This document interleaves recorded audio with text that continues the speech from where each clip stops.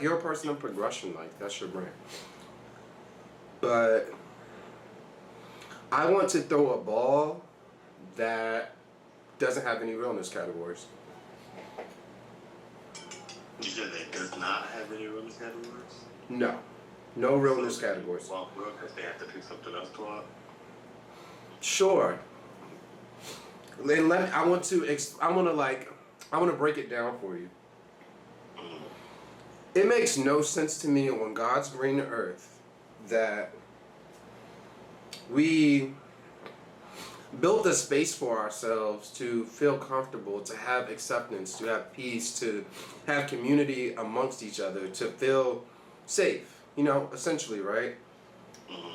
And every single ball, somewhere, someplace, is five women, 5 trans women. One of them is, 3 months into her hormone cycle, and she says, you know what? I feel good. Today is going to be the day that I walk in my truth and let my community see me for who I really am. They say, Femme Queen Realness, 1098-765. Ooh, a new one. This girl walks up to the panel. An icon looks her dead in the face. An icon who's also a femme queen. But she's 6-7 years into her transition. She looks her dead in the face and says, it's a chop. You're not real. That very same girl goes home and feels horrible about herself. She looked to her community for acceptance and validation and her very sense of being. You know what I'm saying? And this is a random story, but we know, you and I both can theorize that this happens all the time. So you mean to tell me that we built this space for us to come to feel safe, to get validation, and we sit here and we invalidate each other in this space? And then, not only that, out of those 5 girls that decided to walk Femme Queen Realness, you're going to pick one of them and say, thanks for coming to our space that we built so you could feel safe from heterosexual people. Thank you for pretending to be a heterosexual woman. We're so proud of you. Here's a shiny trophy and $500. You did make-believe. You did pretend so well. You know what happens to that winner? Eventually, she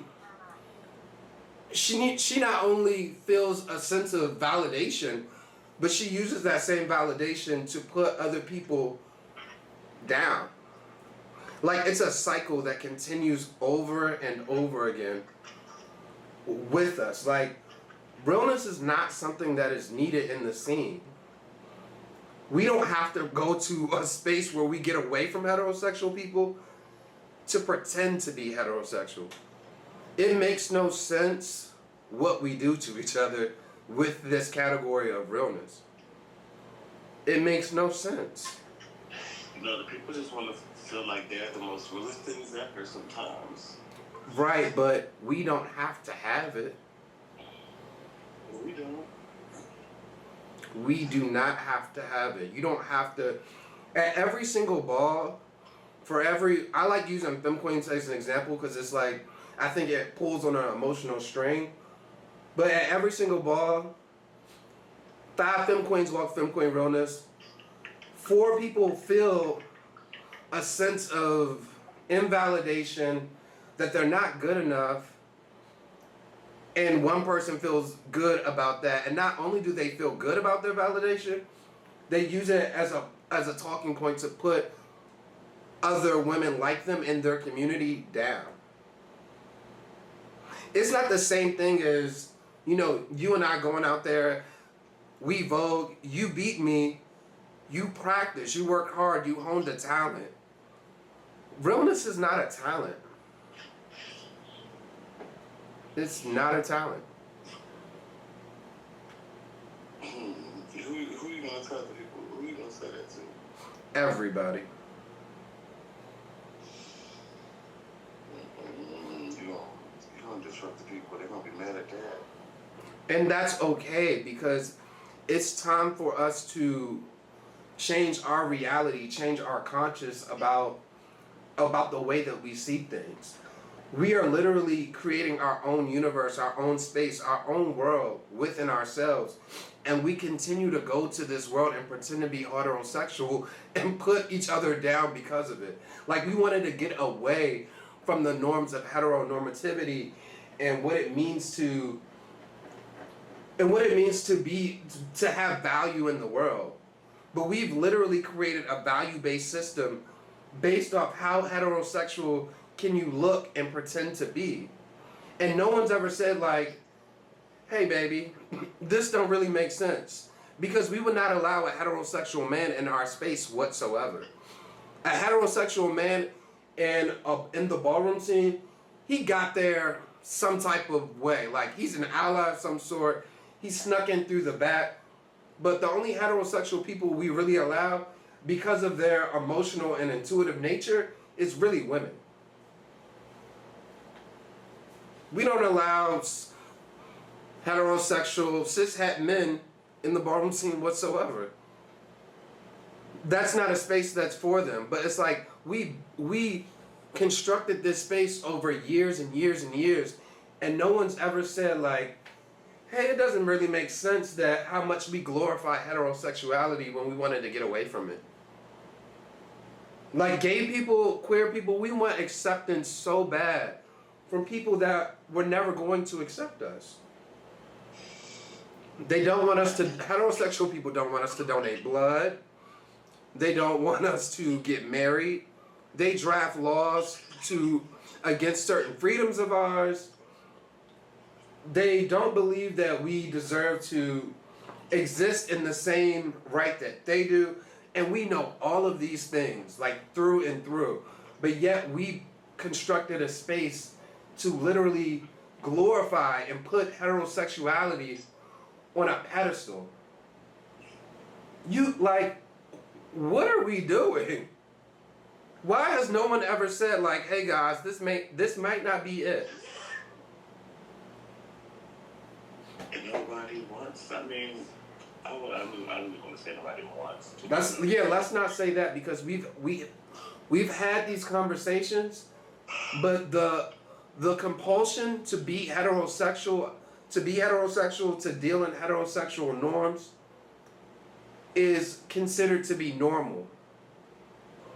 A lot of us don't have the conscious choice to understand that we can control this space that we're in. We don't have to subject ourselves to homophobia, to transphobia, to misogyny. Like, we can control our own world. Like, you and I both know how influential ballroom is to the world. Absolutely, very influential. We're so influential, but we still want to pretend to be heterosexual. Who is that for? Why are you getting a trophy for pretending, for glorifying heterosexuality? Why are you getting a trophy to play make-believe and, like, and it's so funny because, like, you don't come to ballroom and learn to walk realness. You learn how to walk realness from when you're a child.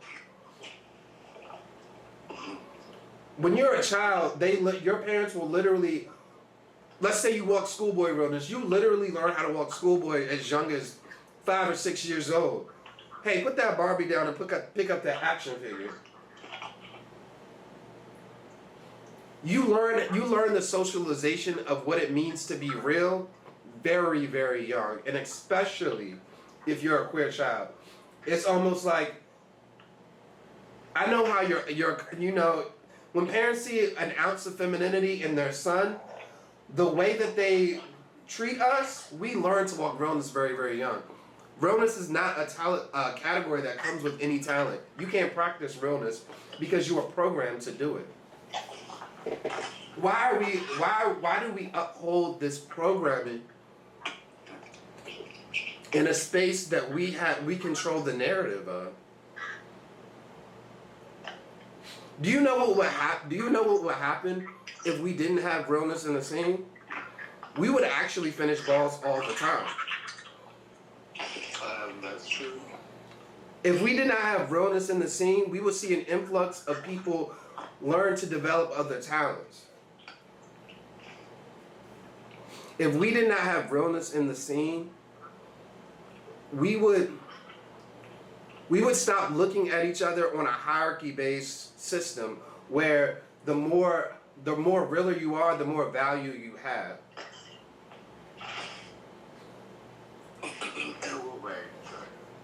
I'm gonna use trans women for an example again, and I'm gonna use somebody in my house because it should be said. Paris West is the realest thing that you will ever see walking, and because of that, Paris has been socialized as a cisgendered female. When Paris shows up in the real world, she's socialized as a cisgendered female. Because of that socialization, Paris is really not transgender anymore because of her socialization is exactly what becomes true. Like, men see Paris, they open up her door, they break their neck. Hey beautiful, hey beautiful. It's a certain socialization that cis women go through and they're used to it. The average cis woman is transphobic. So when you receive that socialization, you're no longer really transgender because your socialization, you can walk past 100 men and they're going to treat you like a cisgendered female. It doesn't mean that they have to have sex with you. It means that your socialization with them is that of a cisgender female. The average cisgender female is transphobic. This is why trans women are transphobic. This is why they believe that they're more valuable than someone who is less passable than them, because that is how the heterosexual world treats women. Women that possess a certain beauty over the next woman feel better than them. Why have we for years let this hierarchy go on? You know what I mean? Yeah, I get it. Why have we let this go on for so many years and said... Because it's part of what we know, of what we know. Like, one of them is, you know, and I don't think nobody's really changing anything, but people are like... This is a changing moment right here and right now. You talking to me, you listening to me, you being receptive. Like, literally, the words that I'm saying is spinning the gears in your mind, and you're like, oh shit, he's right.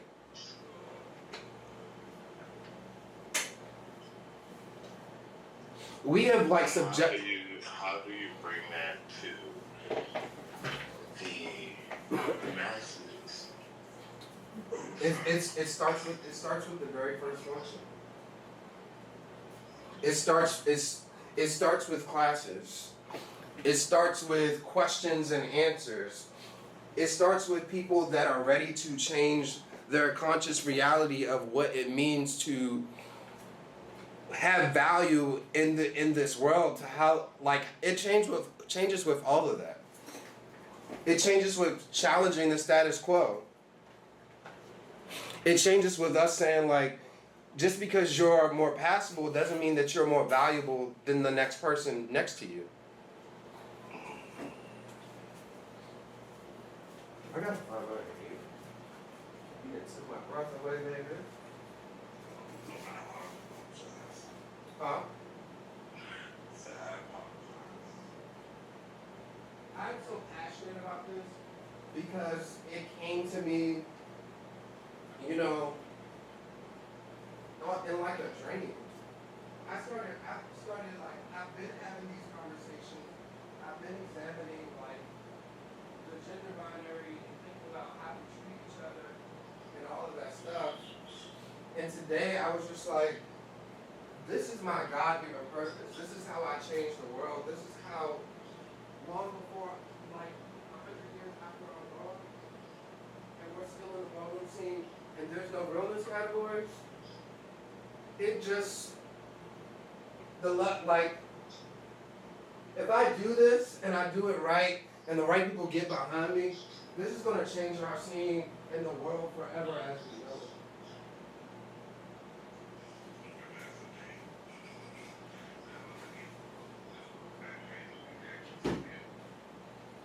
Hold on, let me take 2 seconds to find my inhaler because. Oh my God.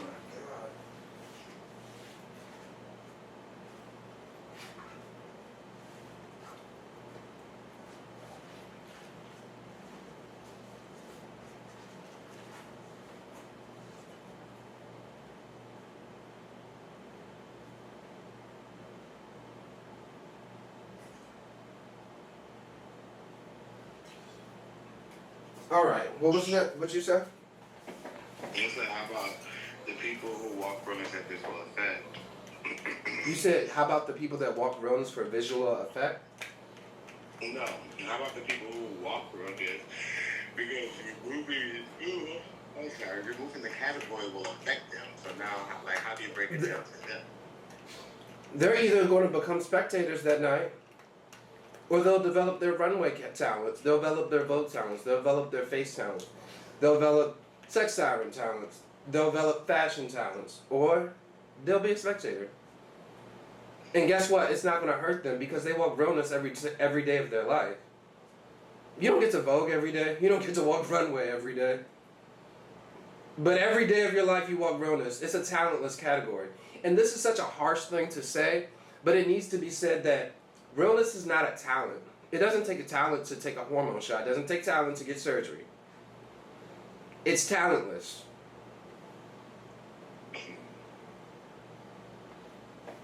Your realness is you waking up and getting out of bed. Why is it that because we have a panel of 11 that we pick the realest person to just exist? They don't do anything. They just stand there and exist. It's not a talent.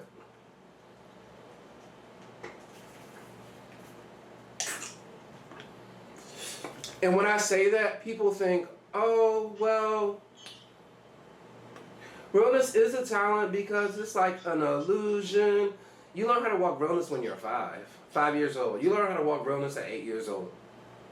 You've had a lot of practice. It's no wonder you're real.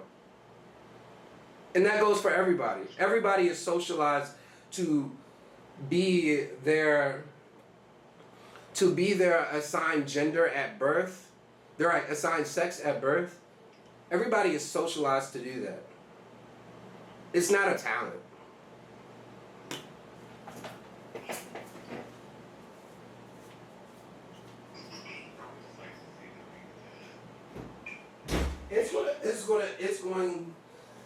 It's going to be nasty. It's going to be pushback. But at the same time, everybody in that room is going to know that what I'm saying makes sense. Everybody is going to, I'm not going to say everybody, but there will be people that appreciate the thought process, the level of consciousness, and appreciate the way that we can control the narrative in our own space. There are going to be several people that resonate with this, and this is literally going to change the world forever because gay people, queer people, we literally control the world. So when we take back this reality that we've been living in for so long that assessed us a value based off how heterosexual we appear to be, it's going to affect everybody. It's going to change the self-worth of every queer person. Like, it's so much bigger than you and I. Like, this is not just ballroom shit. This is literally like Martin Luther King, I have a dream type shit. You feel me? Not much of it. Like, I'm serious. This is literally a Martin Luther King, I have a dream type level of thinking. Like, happening right now, being presented to you right now. Like, you really have a choice to make something that is going to be bigger than you and I, that will last forever. Do you think that they're gonna do that? I do. Because the thing is, T-Boy, you and I we have influence. Mm-hmm. We have a certain level of power. And I'm not saying that there won't be pushback. But what I am saying is there's going to be at least 50 to 100 people in that room that gain a new sense of self-worth because they knew that their value didn't depend on pretending to be heterosexual.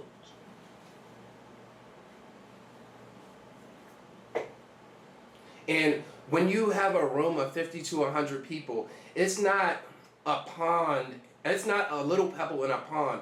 It's a huge boulder inside of a lake. This ripple effect will go on forever. And yes, we're gonna have to battle people down. But you know what? This is what is called purpose. Like, when people say, what do you feel like your God-given purpose is? This is mine.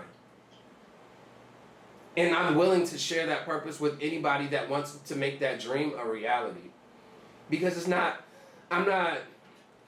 it's something that, like, I feel so strongly about, to where the point is, I'm not reading off of a book or text. The words are coming to me so naturally because it's a state of mind. It's like, this is literally God working through me. You know what I mean? This is bigger than myself.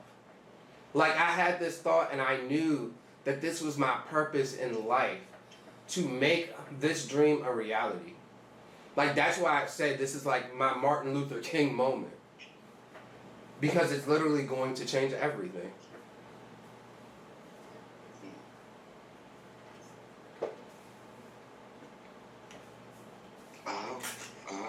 I would definitely support it because maybe I think we should probably do what's the thing called? A trial. A trial run and see if the scene. I agree with you.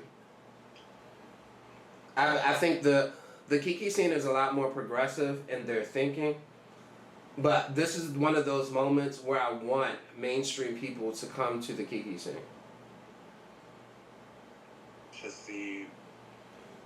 To let them, because mainstream people they don't really have an interest in, walking with Kiki kids, but it's about the mindset. I want them to be in the experience that these kids were not placed on a hierarchy system based off how heterosexual they appeared to be. It's going to show a level of fun and a level of a sense of community and love within the scene. And all you have to do is witness and be there. And I know that it's not going to be like, all of 100 Florida folks come out and support, but it is going to be a certain level of 10 to 15 people that say, we've literally been doing it wrong this entire time. This is literally the way that it's supposed to be. And I'm not saying that this is the only issue with our scene is realness, but I know what my purpose is. And my purpose is to literally deal with this one issue. There's so many issues, like with face and Eurocentric beauty standards, and there's a whole bunch of things.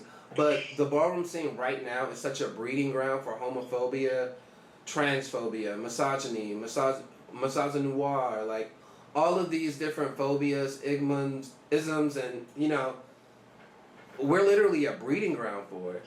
And the influences that queer people have literally influences the world. Like, so to change the way that we consciously think about ourselves and think about the world is going to affect everybody in the world. You no longer will you have to have value just for being masculine. You know what I mean? Like, we carry that. It's a programming that we carry with us from being children.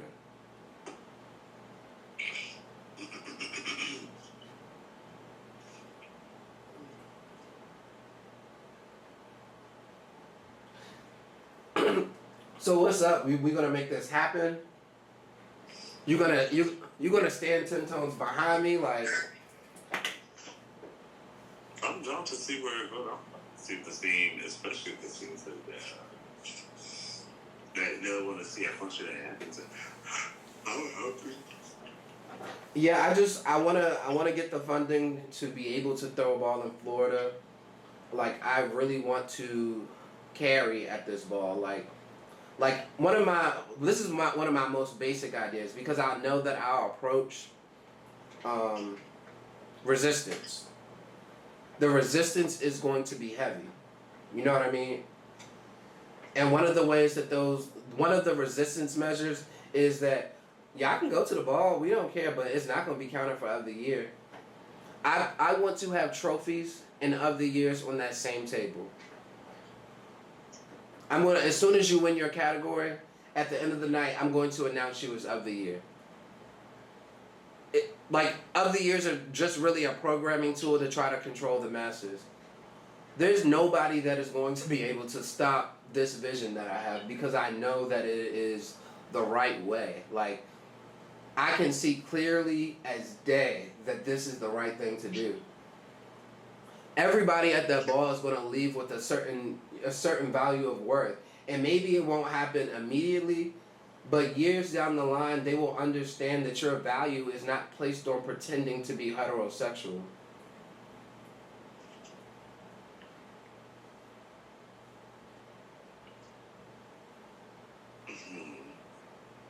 I would love to hear what other people have to say too. I've been having the conversation. So like right now, you're being recorded. Oh, word.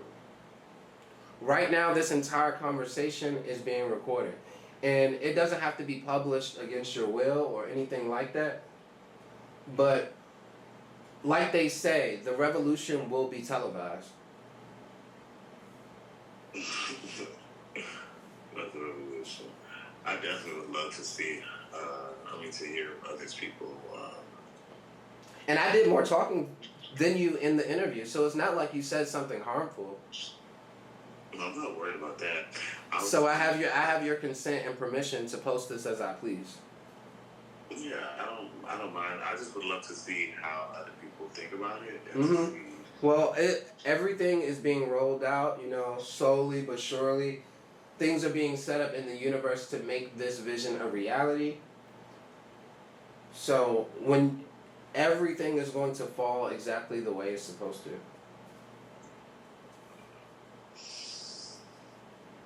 And I love the fact how receptive and how listening that you were. Like the stance that you took in this conversation is not that of corroboration. It was about reception and perception and listening to a different perspective and not letting your own dissonance get in the way. Like absolutely, because everybody sees stuff differently. Period.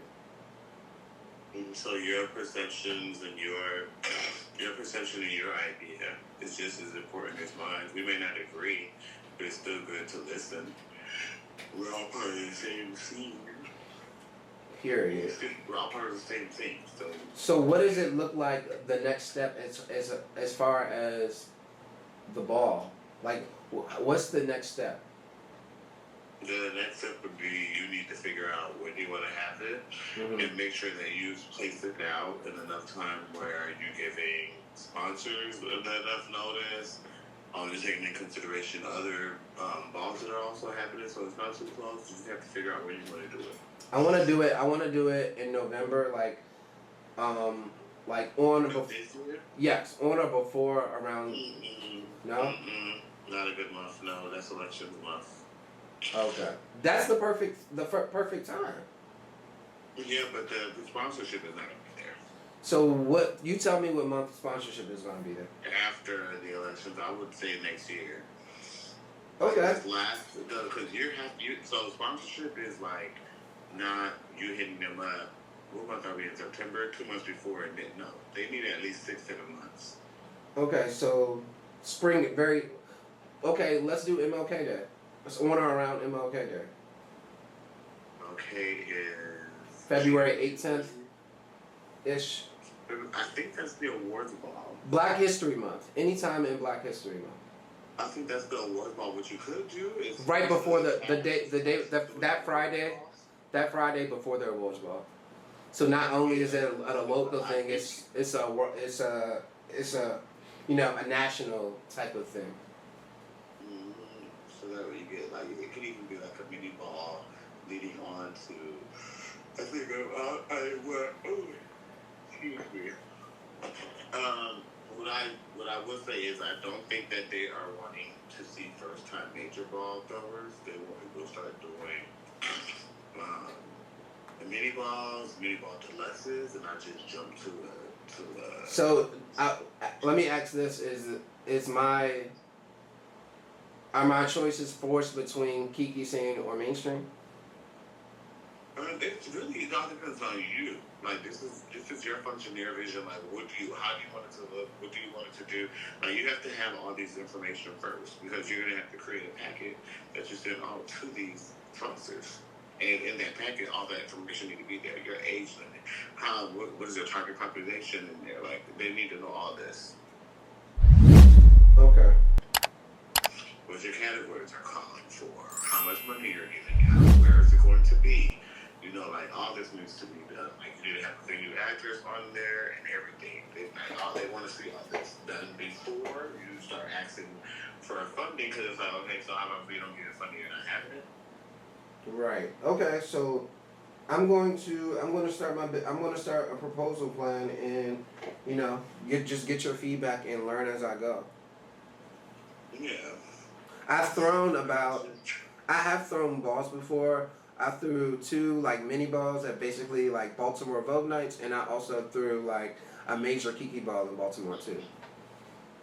So this would be like my 4th function promoting. Oh yeah, come on out. Okay. Just get all that stuff together, and I got you. Okay. So I'd like to conclude this conversation, and I would also like to really thank you for listening to me, hearing me out, remaining with an open mind. Like that quality is so unique and special. Like that, like I can't tell you how elated and good I feel in this very moment. You're good. No need to thank me. All right, let's make this happen, Captain. All right, I got you. All right, have a great night. All right, you too.